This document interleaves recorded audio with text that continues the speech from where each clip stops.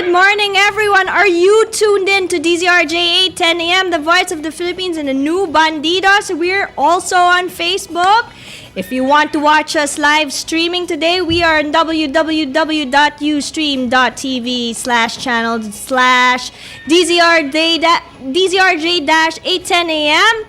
Okay, so turn on your computers, everyone, if you want to tune in. Good morning, and new Bandidos from the Polytechnic University of the Philippines today. Good morning and welcome! Morning!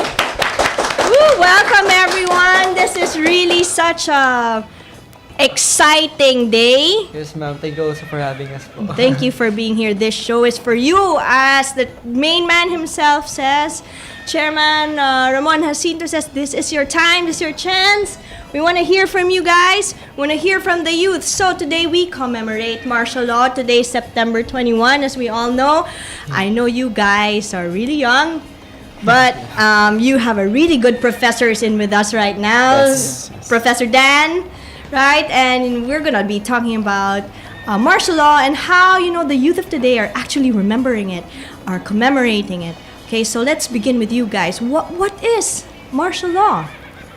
As I research this, ma'am, martial law is a state of a certain country po kung saan they're defending their government, their country from a possible causes po for it to break or to has it fall po. So, ayun nga, I think this day is very important for us kasi it teaches us the value of our history kung bakit ba natin to ginagawa for the youth, bakit nga ba importante na alalahanin natin yung mga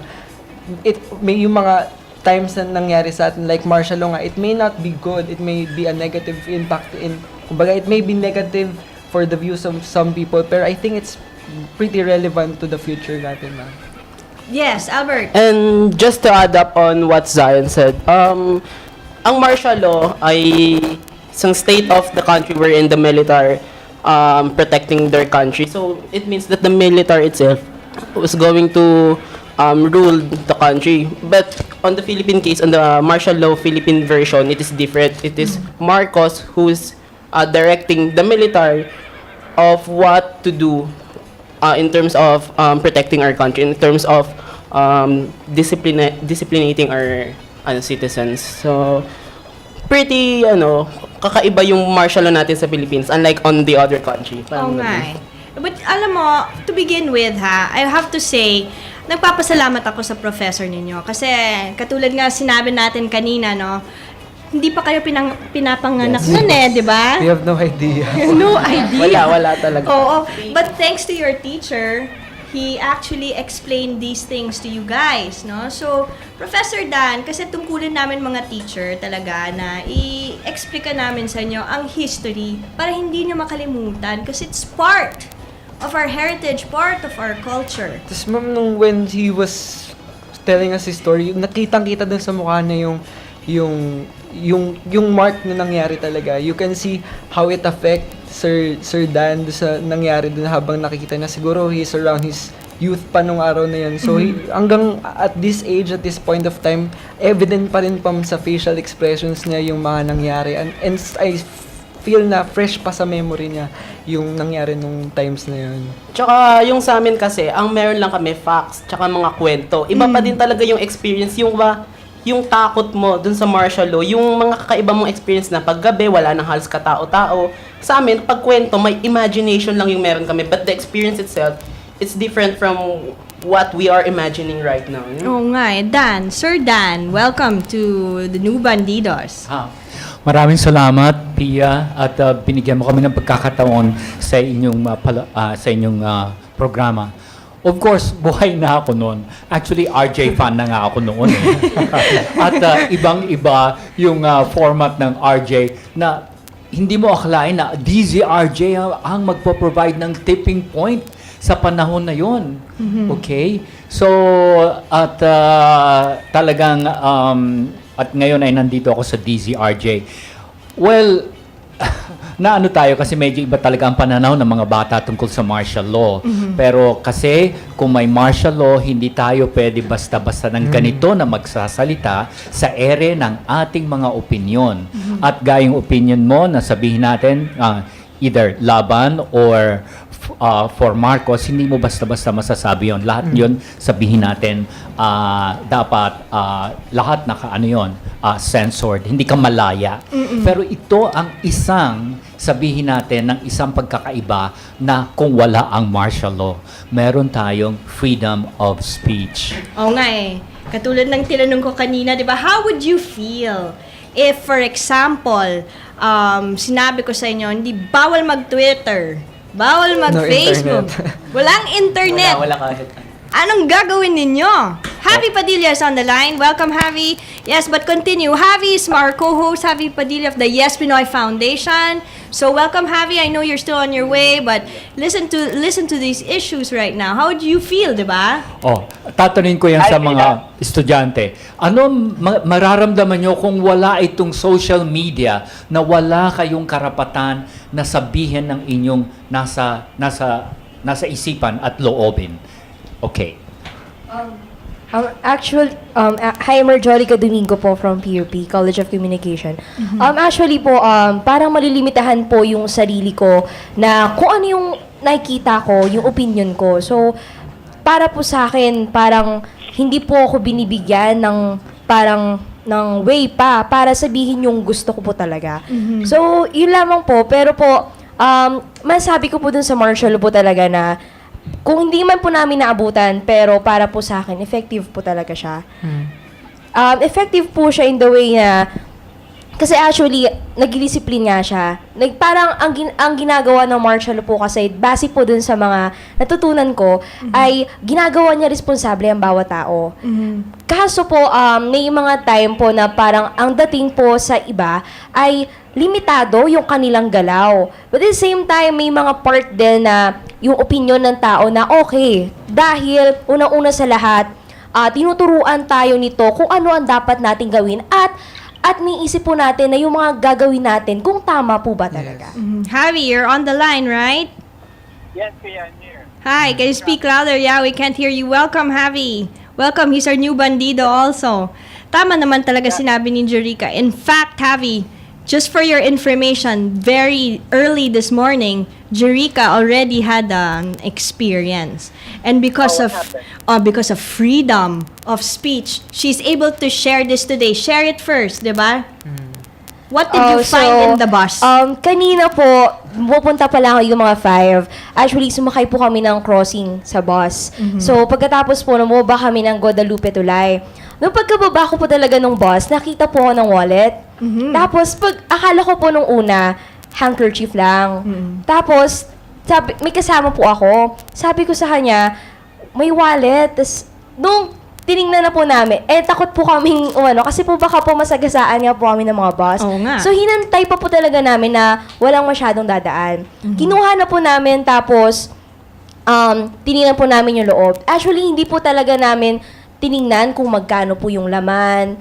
Ang tiningnan po talaga namin, yung information po nandun. So, nakita po nga namin yung pangalan. Pagkatapos po nung naghahanap po kami ng police station kung saan po pwedeng ibigay yung wallet na yun. Wala po kaming nahanap. So, dahil po, pupunta rin kami dito. So, parang chance na rin po, di ba po, na ibigay dun sa tamang tao na yun.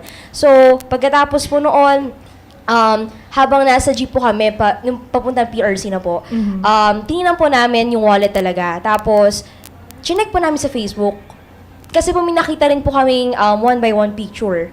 Tapos, saktong-sakto po yung pangalan doon sa credit card niya, tsaka doon sa picture.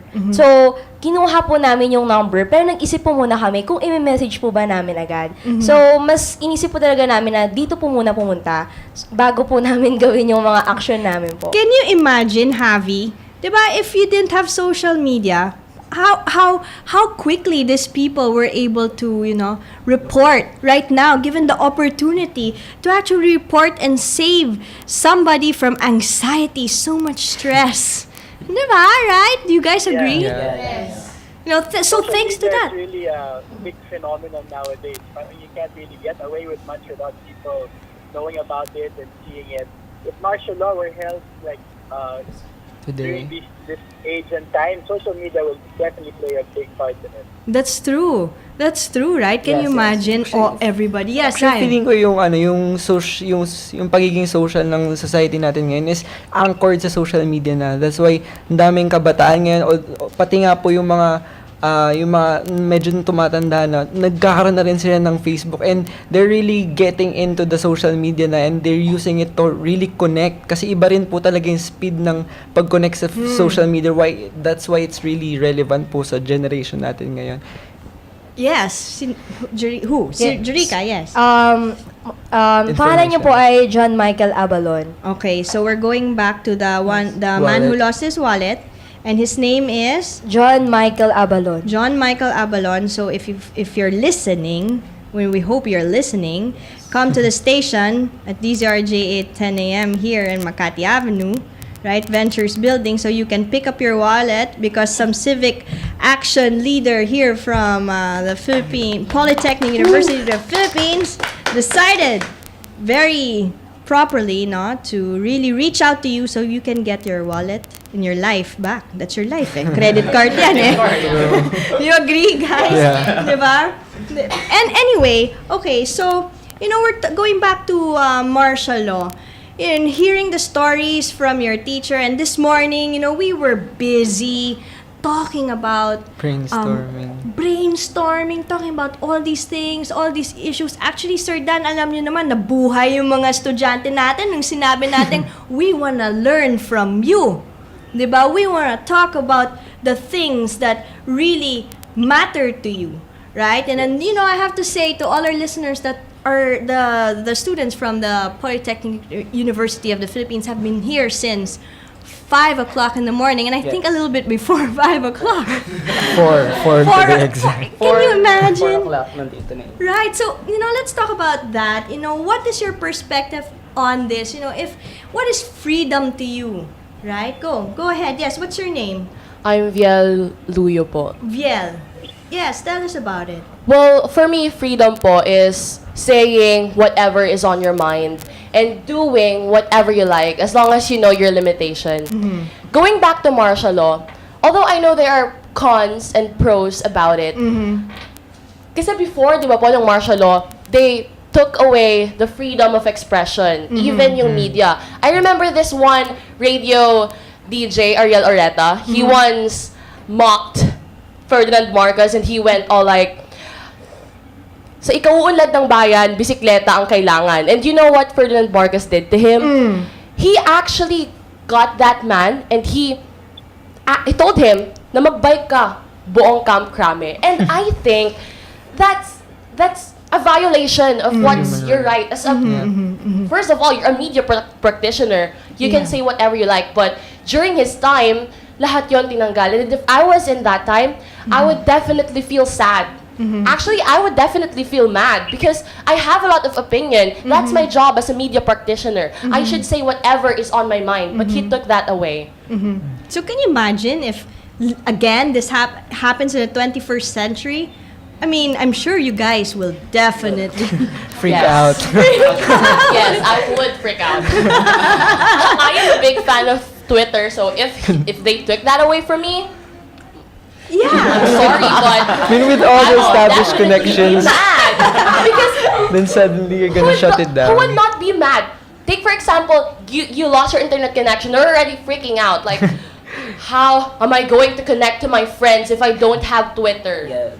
Yeah. Or like maybe oh my gosh, the internet's so slow. Yes, that's one of the major problems in this country.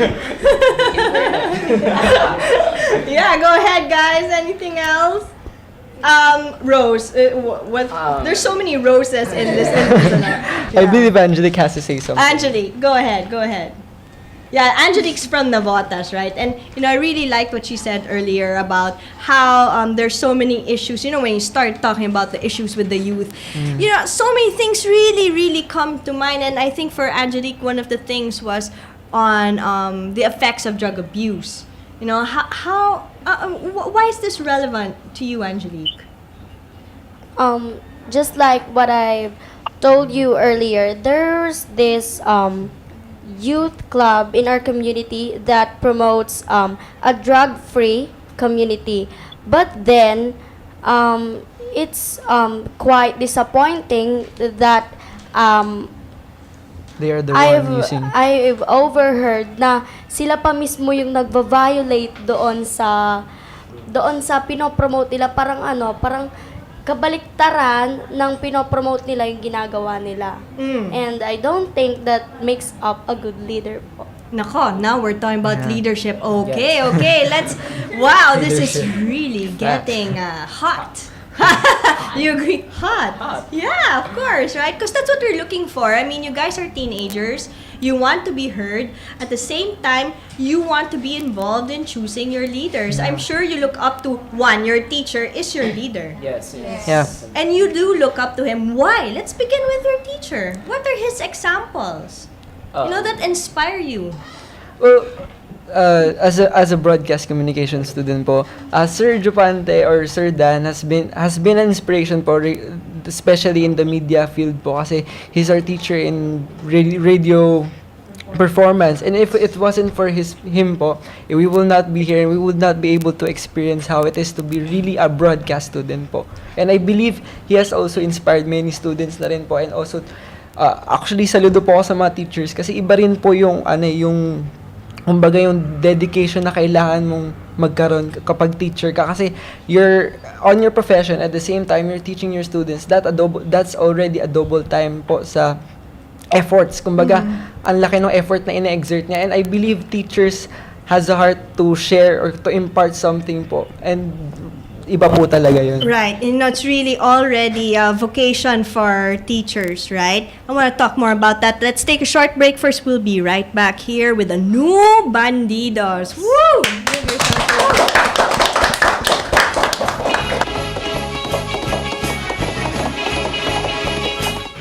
Bingo your way to millions in Casino Filipinos Grand Bingo Fiesta. Over 6 million pesos in total cash prizes at stake. Each ticket worth 1,500 pesos earns you 4 bingo cards per game. Good for 10 games. Bingo date is on September 20, 2 p.m. hosted by Casino Filipino Pavilion.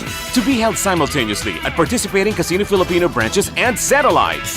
For details, call 523-3678, 526-0337, locals 2402 and 2404. Or visit www.pagcor.ph. 24 na magagaling na amateur at professional Pinoy photographers ang nagwagi kamakailan sa 3rd PAGCOR National Photography Competition na may temang Tatak Pinoy. Ang kanilang mga larawan ay napili mula sa mahigit 7,000 photo entries na naisumite ng libu-libong photography enthusiasts mula sa iba't ibang lugar ng Pilipinas. Ayon kay Maricar Bautista, Assistant Vice President for Corporate Communications ng PAGCOR, ang mga nanalo sa kompetisyon ay nagmula sa magkakaibang kalagayan sa buhay. Kasama na dito ang isang may bahay, call center agent, OFW na nakabase sa Qatar, mga college students, kawani ng gobyerno at isang batikang litratista. Ang bawat isa sa 12 grand winners ng conventional category ay nag-uwi ng premyong 75,000 pesos at trophy. Samantala, tumanggap naman ng tig 30,000 pesos sa trophy ang 12 grand winners sa mobile category. Sinabi ni Bautista na marami sa mga entries na natanggap ng PAGCOR ay nagmula pa sa malalayong probinsya gaya ng Batanes, Zamboanga, South Cotabato, Cagayan de Oro, Davao, Misamis Oriental at Camiguin. Kanyang idinagdag na ang libo-libong photography enthusiasts na sumali sa kompetisyon ay isang patunay na ang 3rd photography competition ng PAGCOR ay isang malaking tagumpay. The guitar that RJ has been playing and perfecting for more than 20 years is finally available in the market. It sounds like 5 guitars in one. It's called the Super Vintage, a revolutionary guitar that can sound like the best guitars in the world. This is the RJ Super Vintage guitar, the holy grail of guitar that sounds like 5 guitars in one. This is the Fender Telecaster guitar. Listen to the tone.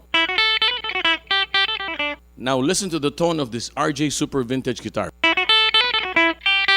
This is an original Gibson Les Paul guitar. And now the RJ Super Vintage. Fender Stratocaster. And now the RJ Super Vintage. And this is the famous Gibson ES335. now the RJ Super Vintage. The Fender Jazzmaster. And now the RJ Super Vintage. The secret is Hound Wound pickups. It's like getting all these guitars and putting them all in one guitar. That's the RJ Super Vintage. Test drive one now at all RJ Guitar Centers and authorized dealers. We now return to our youth forum, the New Bandidos, on DZRJ 810 AM. Good morning, and we're back here with the new Bandidos. Good morning!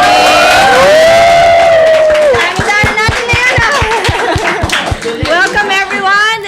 We're talking to the students from the Polytechnic University of the Philippines, guys. Welcome. Thank you! So, okay, we're going back to martial law, freedom. You're so young, hindi nyo naabutan. Okay, tell us more about what you feel, what you think about it, and the relevance of it in the 21st century, today's world. Good morning everyone. I am Diane Go from Polytechnic University of the Philippines. So, para po kasi sa akin, halo kasi yung I have a father, well, proud ako na sabihin na aktivista siya nung panahon na yun. And then, yung mother ko, so parang aktivista siya, so anti siya. Then, yung may mother ko, pro naman siya doon kasi, dahil nga po, disiplinado yung tao, at saka, compared sa panahon ngayon, is mas, parang, paano ko ba sasabihin, desente, yung mga kabataan noon sa ngayon. Kasi ngayon, parang, napaka-open na ng tao parang napaka-wild na nila. So, para sa akin, okay lang naman na ibalik ang martial law, but hindi yung talagang total na nangyari nung way back 1972. Javi, are you still on the line? Javi? Hello, Javi? Javi with us? Oh, I think he's okay. We'll get, hello, Javi? Yes, can you hear me, Pia? Yeah, I can hear you, Javi. You know, Yeah, I'm interested with what she said because on Facebook and social media, you can see that people are saying mas maganda yung buhay ng martial law. And what do they think about that? I mean, they have no experience of martial law. Siguro nung EDSA Revolution, baby pa sila.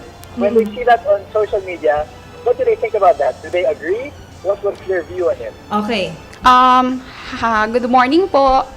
Sa akin po kasi, lumaki po kasi ako na hindi ako masyadong after sa social media. So, para sa akin, kung i-compare natin yung sa panahon na yun, parang hindi naman sa akin po personally, hindi ka ako masyadong updated if mawala yung social media kasi kung nasa iyo naman po talaga yung passion mo para mag-express ng sarili mo, and then you'll find your way. Gagawa ka ng paraan para, ano niyo po yun, yung express mo yung feeling mo po. And yes, Ako naman po, I'm Veronica po from Veronica. PUPCOC. Ang stand ko, pag tinanggal yung sa Twitter, excuse me, sa Twitter po, wala akong masabi kasi wala naman akong Twitter. So, pwede bang palitan na lang na Facebook yon? Facebook, sobrang halaga. Kasi may mga kapamilya po kami sa ibang bansa. At yun yung ginagamit namin na paraan para makontak sila. Pag tinanggal po yung Facebook, para pong tinanggal na rin yung almusal namin sa umaga eh. Wow, tindi. Kasi, honestly, yun po yung unang nati-check ko pag gising ko po. Kasi yung mga kabataan naman talaga ngayon, di ba, modern na sila. So, they're into social media po. So, pag natanggal talaga yun, talagang matatanggalan din ng Happy, narinig mo yun? I think, ma'am, proper way po ng paggamit ng social media siguro. Tama yun. Yes, Javi. Pero martial law is not only about freedom of information, freedom of expression. Marami pang aspects yun, di ba? So, have their parents ever told them about yung life nila ng martial law? Yeah, good question. Mga kwento ng mga magulang natin and your teachers. Meron bang mga kwento sa inyo? Well, actually po, yung lola ko po, good morning, I am Kenneth Mariano from the Polytechnic University of the Philippines. Well, actually po, when I was a kid, kasi po, yung lola ko naabutan niya po yung martial law. So, syempre po, nagbigay po siya sa akin ng mga information about martial law. So, ang pinaka nabigay niya po sa akin information is napakahigpit po noong martial law, which is they can express what is on their mind po. So, for me, if tatanggalin ang karapatan kong mag-express, so parang tinanggalan na rin ako ng dangal kasi yung dangal ko kapag nag-express ako, so yun yung parang part ko sa country na to na mag-express ng kung ano yung naiisip ko. So yun po yung sa. Paano kung halimbawa yung life mo na yung na-threaten? Well, I will risk my life po for the country po. I am willing to risk my life since lalo na po ngayon na I'm a broadcast communication student. So, in-accept ko na po yung fact na kailangan ko pong I should risk my life po for the country po. To serve po for the public. Imagine kung natanggal ang Twitter nyo, natanggal ang Facebook nyo, may DZRJ 810 kayo, May DZRJ 8:10 a.m. tayo. Diba? Oh, diba? So, in other words, naririnig pa rin ang boses ninyo. Diba? Tama ba, Javi? Yes, tama. Javi, I saw actually si Javi kasi kagabi, nag-post siya ng picture sa Instagram. Diba? Ang ganda ng picture. Actually, I was so moved by that photo. Tell us about your photo, Javi. I think your parents were there, right?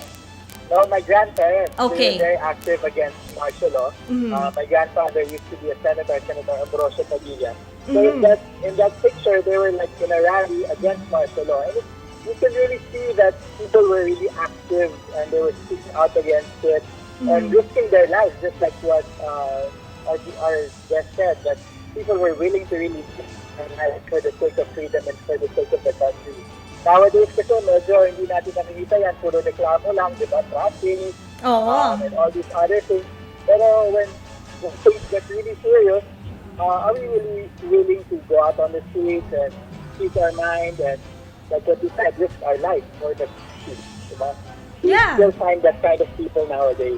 Right. And when we do have a lot of issues happening, and like what we were telling our young friends over here today, they need to be part also of the solution.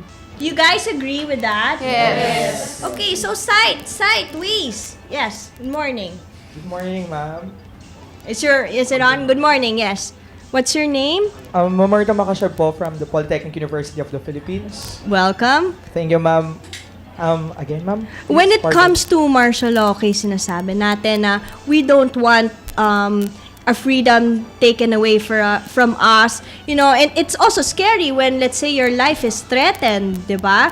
But what about being part of the solution as young people of today, knowing your history, knowing what your grandmother Kenneth has done in those days, what Javi here is also saying about his grandparents, and they shared this with you because it was not an easy life. How can you use all that to contribute to today's issues? Ngayon po, bilang estudyante pa lang po ako, gagrab ko na po yung opportunity since mag-18 na po ako na ayusin po yung mga files ko para makapag-vote na. O, yan na. Opo, Babota eto na. Kasi po, mag-18 na po ako Kung sasayangin ko po yung oras ko, parang sinayang ko na rin po yung pagiging broadcaster ko. Parang wala po akong paninindigan as mass communication student ng Polytechnic University of the Philippines as a young bandito.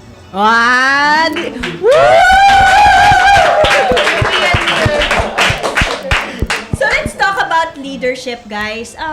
What are your viewpoints on leadership? We asked, your teacher is a good example. And of course, he inspires you. That's why you're all here today. So what are your viewpoints when it comes to leadership? Good morning po. I am Shauna May Modestano from the Polytechnic University of the Philippines. Good morning. For me po kasi, a good leader should, para pong hindi lang po siya masasabi mong leader na nagle-lead, he or she must also be able to build relationship dun sa mga pinamumunuan niya. Kasi naniniwala po ako na susunod at susunod yung mga pinamumunuan mo kung alam nilang nagtitiwala ka rin po sa kanila. So, yun po. So, trust is really very important. And I'll ask, for those who cannot vote yet, diba? trust is still important to you guys. Some kids, they say, it doesn't matter, I don't vote yet anyway. But is that still important to you? Yes. Why?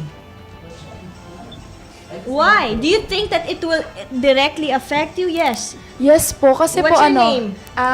I'm Joanna Marie Madeja from PUP-COC po. So, hi there mga ka-mascom. So, for me, bilang future voter na rin po, parang nung bata po tayo, di ba, parang wala po tayong pakialam sa mga nangyayari. Di ba, parang I don't care. Yan, ganun yung natin sa nangyayari sa mundo. Pero, nung nagkaroon na po ako ng kaisipan, napunta na po ako dun sa reality. Sabi ko, parang, lalo po naging broadcasting student po ako, parang sabi ko, I am not only here to be informed, but I am here to be transform. Kasi po, di ba, Wow. we're not here, broadcasters, to just inform our listeners, but also to transform our listeners para po dun na ilid po natin sila sa tama at mali. And so, kanina po, before we go in here po, may nabasa po ako sa FB, parang tungkol po sa mga insights about dun sa martial law. So, let's go back to po dun sa martial law. Parang na-move din po ako nung sinabi niya dun, sabi niya, hindi pwedeng mag-progress yung Philippines kung hindi pa na-deliver yung justice. So parang sa atin, 'di ba, sa voter, we shall provide justice as isang botante na magbigay tayo ng hustisya dun sa mga iboboto natin. Kasi 'di ba po, parang yung mga mas matatanda po sa atin, na po sila parang kumbaga sanay na po sila. Tayo parang kumbaga tayo mga Hinahasa pa kayo. Hinahasa pa lang po kami, parang sinasanay pa lang. Yung kumbaga kami parang tumitingin-tingin pa lang po kami, kumbaga mga observant, parang ginagaya lang po namin yung mga nakikita namin. So, we need justice po para mabigyan po natin ng hustisya yung bilang isang botante. Yung ganun po. So, ganun nga po sa mga bata dyan. So, we really encourage you na makiisa talaga sa election. Kasi, kunyari, nagkaroon ng mga issues about election, wala tayong karapatan na magreklamo, na magbigay ng mga runs, na magbigay ng mga wins. Kung una sa lahat, hindi naman tayo bumoboto. Parang ayun yung mga gusto ko pong iparating sa mga taong, ang dami-dami po lang nilang nireklamo sa buhay. Pero sila po mismo, hindi po sila nakikibahagi dun sa mga ways, dun po sa mga paraan kung paano po may tatama yung bansa po natin ngayon. So, that's Very all. good insight. Javi, you agree, right? That's what you said also earlier, Javi. Javi? Yes. It's sorry. also like what you were saying earlier, we just can't really keep on complaining, but we really have to do our best to become part of the solution. And it's really nice. Oh, yeah. Right, it's really nice to Definitely. hear. We have to use our own brains, we have to research, we have to ask questions. Kasi yung iba, sabihin lang idol nila, like or artista or singer will endorse this certain candidate, yun lang yung boboto nila, di ba? They won't really think about the platform or what they believe in. Correct. So we need to use to really speak up and do their share in researching and asking questions. Hindi lang pwede yung just whoever they idolize, yun na yung susundin nila. Tama, and along those lines, someone earlier nga was saying, nanonood ng telenovela, na-touch na, boboto na. Sino ba yun? Ikaw ba yun, Veronica? Sino ba yun? Yeah, Albert, go. Repeat that, please. Hello, ako po ulit si Albert Rosales.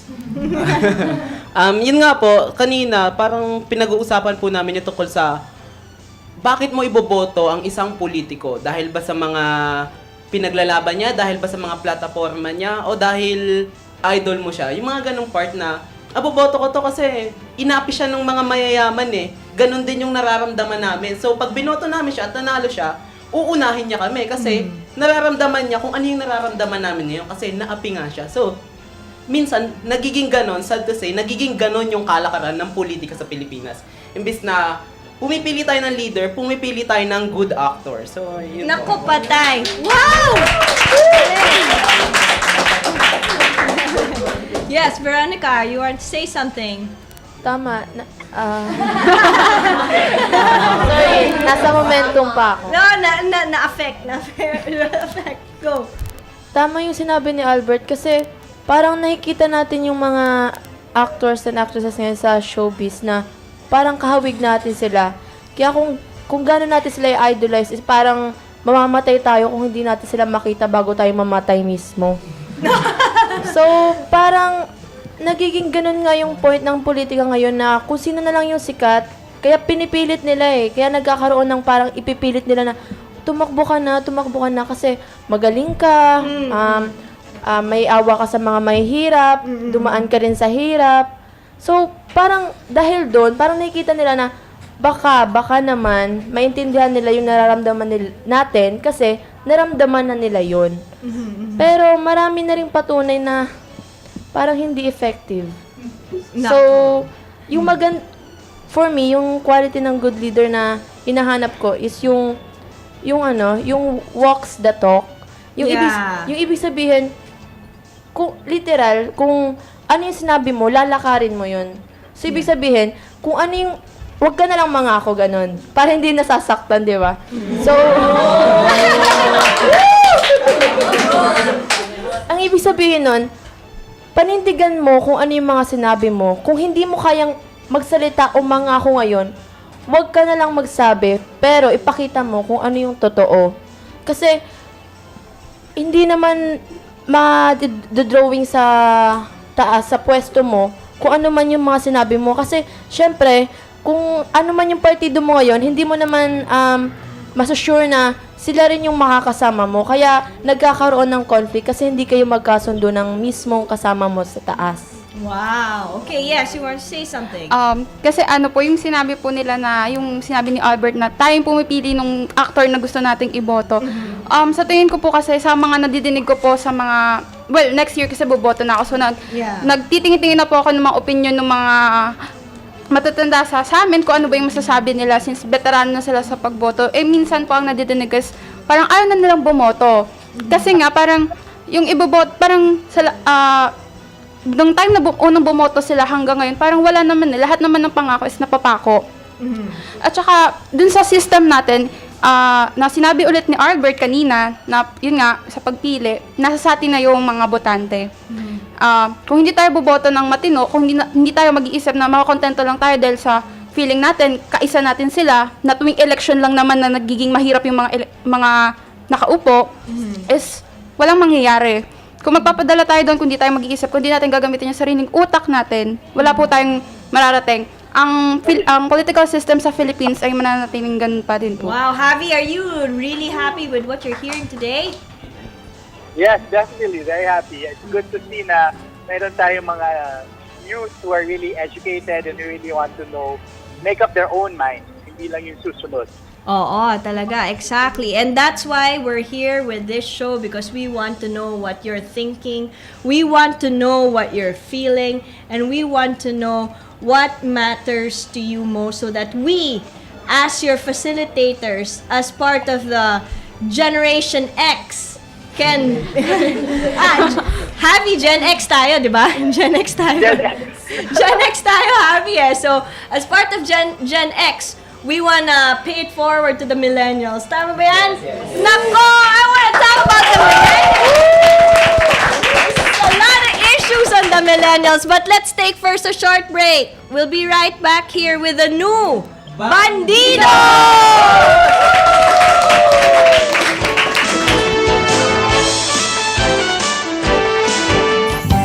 Knock, knock. Who's there?